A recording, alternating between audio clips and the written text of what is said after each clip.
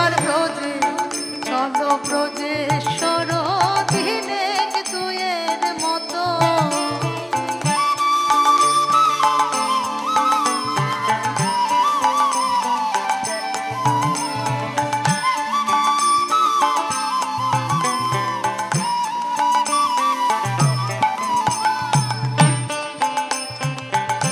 সবাই মিলে আমার মায়েরা কানে কানে যাবো।